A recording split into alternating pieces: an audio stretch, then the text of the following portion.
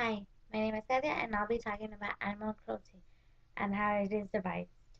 Animal cruelty affects us both as well. Not only them, but us. One is because one of the examples is deforestation. Deforestation is cutting down all trees. So when you are doing that, you are messing with the ecosystem, cutting down the habitats and niches of the animals. But you're also affecting ourselves. Yes, we might use it for paper and other resources, but the trees are important for us because they generate oxygen, and that is how we breathe. And they take in the carbon dioxide that's all in the air, and it's a cycle. It goes all around. Okay, so one of my main points would be businesses. Businesses like makeups, shampoos, anything that experiments on stuff so we won't get hurt.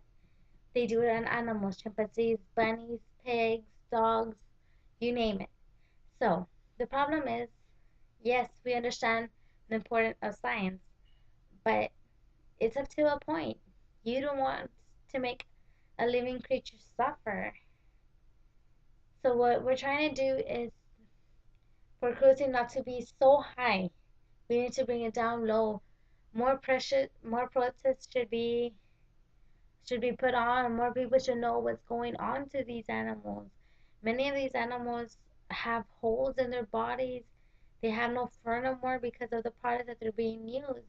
Some products are way too strong. They're acid, they're chemicals that shouldn't be used on animals, not unless on us.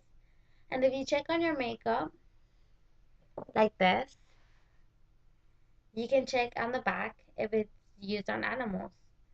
Some might say natural resources, but then again, if you look at the brand, some of them use animal testing. That's not safe.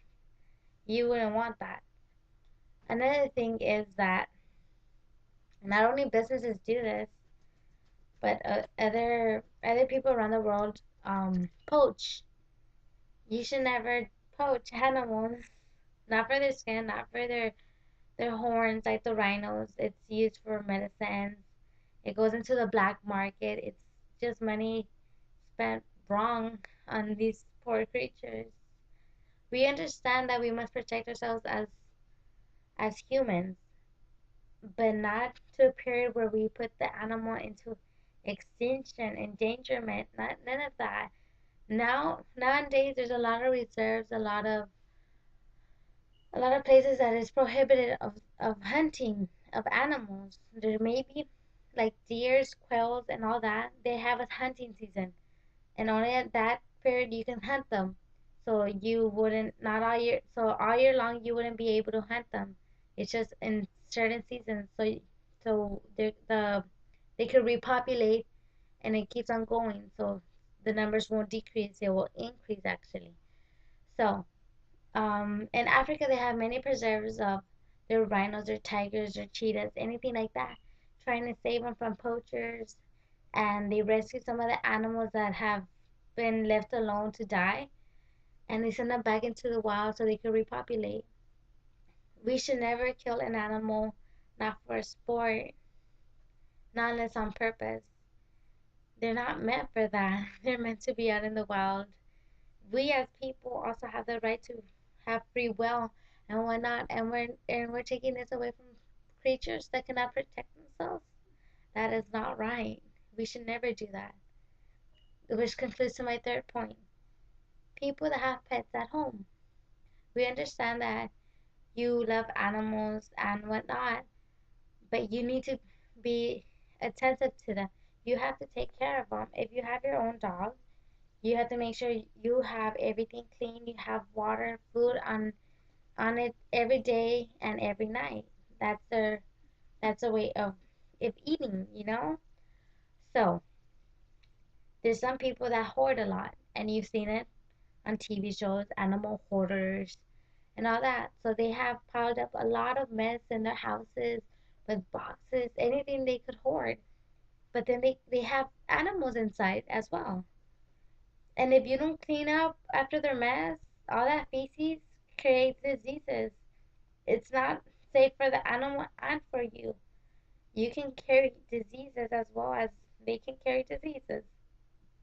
That is that is something you really wouldn't want. So my suggestion is adoption is really good to adopt animals that can have more of their products, because that way you'll only have a few, but you'll be able to be attentive to them. And also, lots of the adoption agencies really need our help. I mean, they're saving all these animals, but a lot are being put to sleep because they don't have the money. And not lots of people like to adopt. They'll rather go buy out a new puppy. But truth is, they're all a puppy inside. They all have that sweet, caring attitude towards anyone. They're just man's best friend.